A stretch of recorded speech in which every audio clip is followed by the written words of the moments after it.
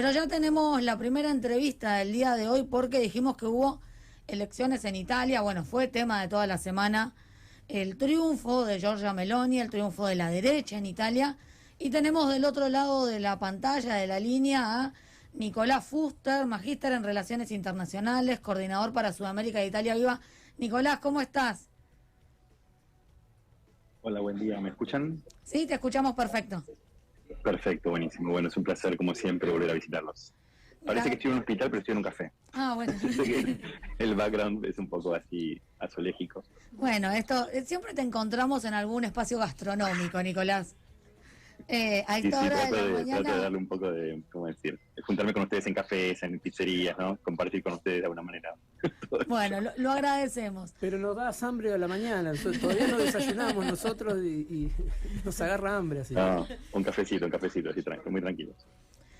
Nicolás, te pregunto, bueno, lo primero es cómo se vivió este triunfo en Italia, ¿no? Porque una cosa es cómo lo vemos desde afuera, desde el análisis que se hace en Argentina o en otros países, y cómo se vivió este triunfo de Giorgia Meloni.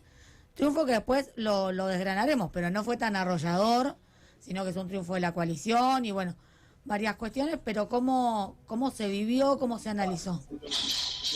Bueno, no era nada inesperado, ¿no? Esto era más o menos lo que las encuestas decían, o sea que nadie puede sorprenderse con el resultado. Claro, no es lo mismo verlo en las encuestas que verlo en la realidad. Es un triunfo que, si bien es claro, el claro ganador de estas elecciones ni siquiera yo diría Fratelli d'Italia, es Giorgia Meloni.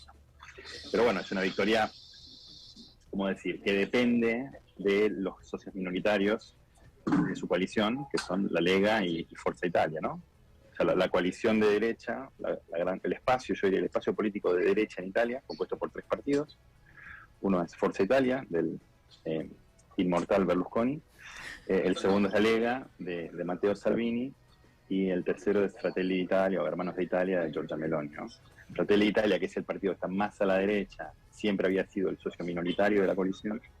Y últimamente esta situación se invirtió y Fratelli d'Italia sacó el triple de los votos de sus socios, otros dos socios, o de sus dos socios, pero depende de ellos para gobernar, porque Fratelli d'Italia sacó cerca de un 26%, que es muchísimo, pero para llegar a 40 le falta, ¿no? No llegan solo. Una cuestión respecto de lo que mencionabas es que se estuvo hablando en la semana, hubo rumores de conflicto entre Giorgia Meloni y Matteo Salvini. Luego se mostraron juntos, como bueno, ¿qué hay de cierto en estos conflictos? Porque la coalición todavía no asumió y ya se estaría rompiendo, o ya tendrían algunos desencuentros. Chispas. Bueno, esto de nuevo no es una sorpresa, quizás para los que estamos un poco más atentos a estas cosas, porque durante la campaña las propuestas que presentaban los tres partidos eran propuestas, en algunos casos, llamativamente dispares, en temas sensibles. Por poner un ejemplo, ellos querían poner, los tres coincidían en que quieren poner un impuesto, una alícuota única para los impuestos, ¿no? La llaman flat tax, ¿no? O sea, impuesto, ¿cómo decir? Llano, no sé cómo decir. Entonces, pero ¿qué es lo que pasa? Los tres proponían una alícuota diferente. Pero eso quiere decir que no tenés idea de qué es lo que vas a hacer con la economía, en el caso de que gobiernes, que es lo que probablemente pase, ¿no? Entonces, estas diferencias, también Salvini, el líder de la Lega, que hasta hace poco era el partido mayoritario del espacio de derecha, es ultra pro Putin, ahora un poco menos, ¿no? Pero es muy filo putiniano. Berlusconi lo mismo, es amigo personal de Putin, pero Fratelli d'Italia, Giorgia Meloni, siempre fue un poquitito más hábil en este sentido y siempre se mostró, sí, digamos, del lado del grupo de Visegrad, que son los líderes de la Unión Europea, que le hacen bullying a la Unión Europea, vamos a decir, ¿no? Víctor Orbán, ¿no? El gobierno polaco y demás. Entonces, Meloni siempre participó en este grupo, pero dentro de los límites de la Unión Europea, ¿no? De hecho, ella es la líder del grupo, se llama Grupo de los Conservadores y Reformistas Europeos, que es el grupo político del Parlamento Europeo más a la derecha que hay, ¿no? Ella es la líder. Entonces, todo esto dentro de los límites de la Unión Europea. Claro, en la coalición de derecha, ella queda como la pro-atlantista, digamos, ¿no? Porque es la única que no se expresó nunca abiertamente por Putin, ¿no? A diferencia de Salvini, y Berlusconi, que no pueden ¿cómo se dice? No pueden esconder el pasado, ¿no? Inclusive el pasado reciente. Sí, Nicolás, mi pregunta es, ¿puede haber un contagio al resto de países de la Unión Europea de esta victoria de Giorgia Meloni? Yo escuché, hay una política española, Macarena Olona, que es casi un calco de Giorgia Meloni, hasta repite las mismas cosas que dice ella. Quiere decir que no hay muchas ideas, ¿no? Digamos, en la extrema derecha, la extrema derecha europea, que se repiten entre ellos. En la extrema izquierda pasa exactamente lo mismo, ¿eh? No le vamos a dar la exclusiva a la derecha. A ver, dijo Contagio, no es la primera líder de extrema derecha que gana, ¿no? O que, digamos, que gana, que obtiene una mayoría. Entonces, en ese sentido, esto es un tren que viene, un patrón que viene, no sé, hace bastante tiempo. Yo pondría ahí un límite claramente muy, muy abstracto, pero le indicaría más o menos en la crisis de 2008, ¿no? La crisis financiera que empezó en Estados Unidos y que también llegó a Europa. No sé, recordaremos todos Grecia, ¿no?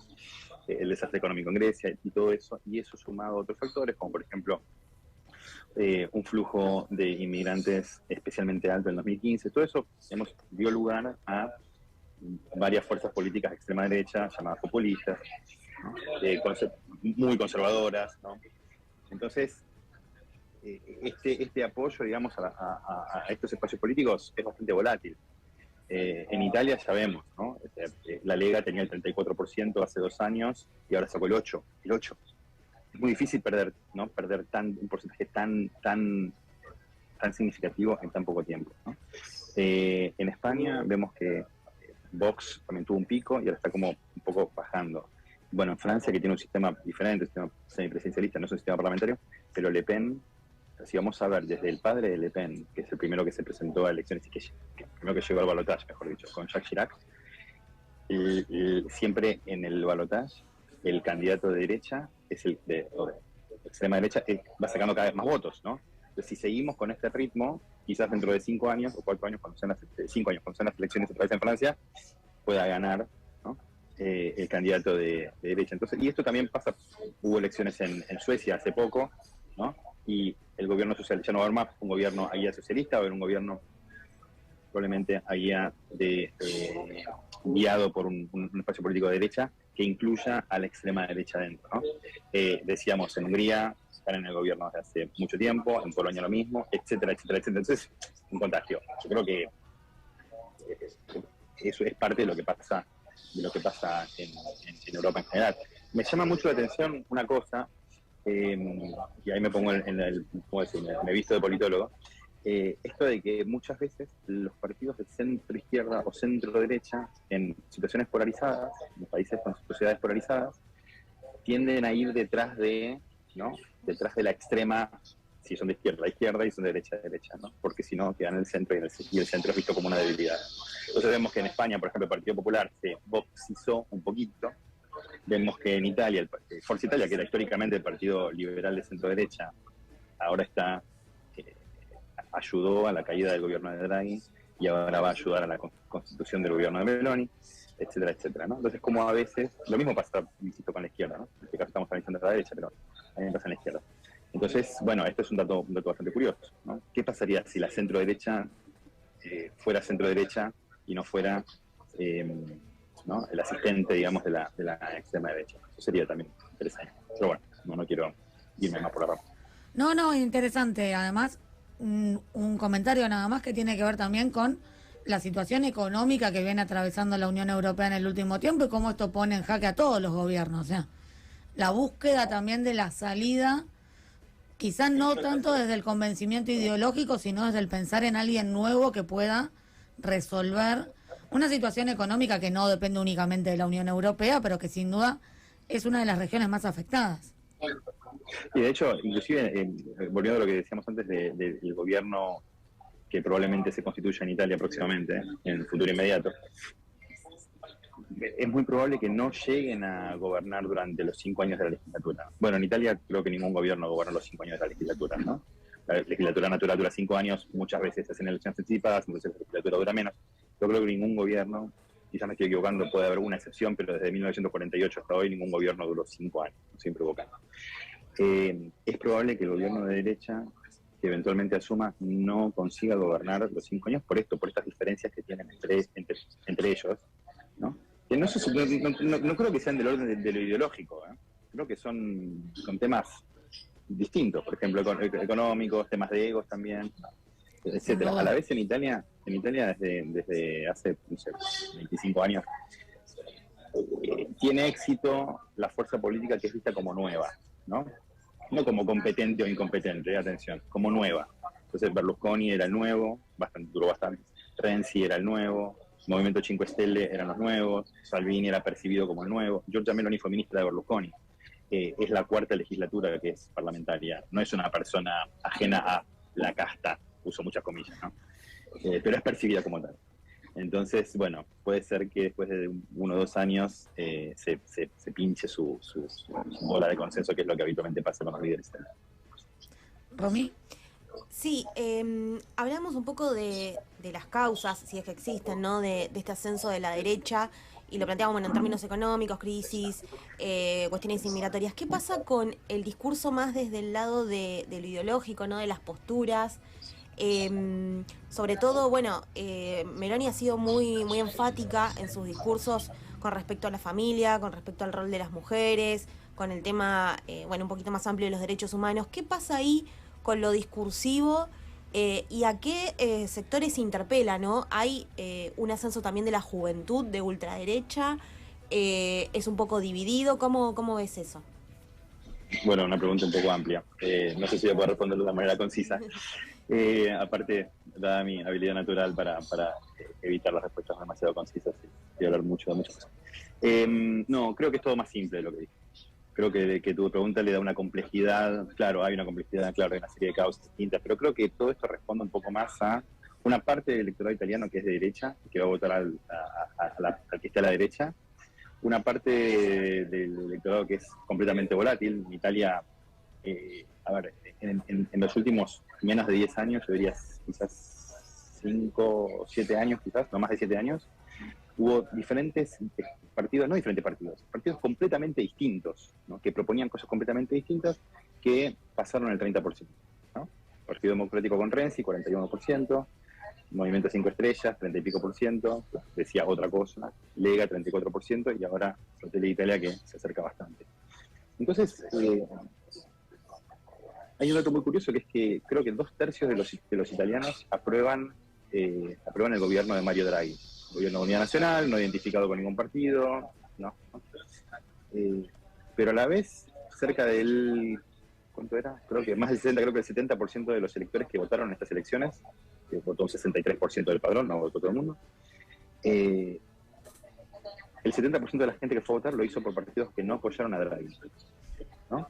Fratelli Italia el primero, pero también en la coalición de derecha, en la coalición de izquierda, hubo otras fuerzas políticas que no lo apoyaron o que ayudaron, digamos, a su caída, ¿no?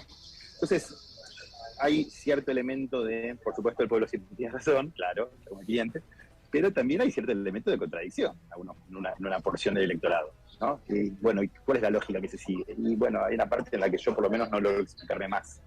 Puedo entender que haya mucha gente que está, ¿cómo se dice?, descontenta, ¿no?, con la situación económica, seguro, pero la verdad es que Italia, bajo la guía de Mario Draghi, creció en el último año más que Alemania, más que Francia, más que China, más que Estados Unidos, más que Corea del Sur. No me lo estoy inventando yo porque mi partido apoyaba a Draghi. Esto es así. Es verdad que estas mejoras llegan primero a los números y a las estadísticas que al bolsillo de las personas, ¿no? Esto es cierto también. Pero con Draghi, digamos, terminó la fase más aguda de la pandemia. Se aceleró la vacunación, se salió de la recesión, comenzó la reactivación económica. No había una agitación política de parte del gobierno, cosa que sí pasaba, ¿no?, anteriormente. Draghi tiene un estilo mucho más sobrio. Draghi no tenía redes sociales, por ejemplo, ¿no? Toda una comunicación puramente institucional. Entonces, ¿qué es lo que explica todo esto? Y bueno, hay mucha gente también que vota ganador. Meloni estaba primero en los ¿cómo se llama?, en los sondeos desde hace años, no obstante su oposición al gobierno de Draghi, otra cosa que no me cuesta explicarme, ¿no? Entonces, Y respecto de la juventud, no creo que haya habido... Es más, te voy a decir más.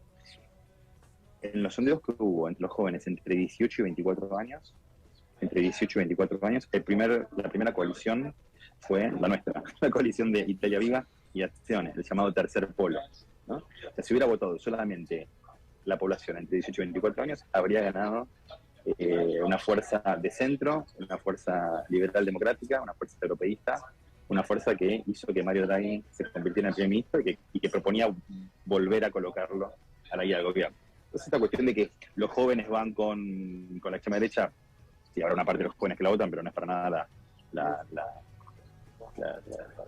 porción más grande de la torta. Bueno, Nicolás, te agradecemos muchísimo como siempre por la predisposición y por tu análisis y quedamos en contacto para las próximas noticias de Italia y de Europa en general. Buenísimo, cuando quieran. Hasta la próxima. Muchas gracias. Gracias, Nico.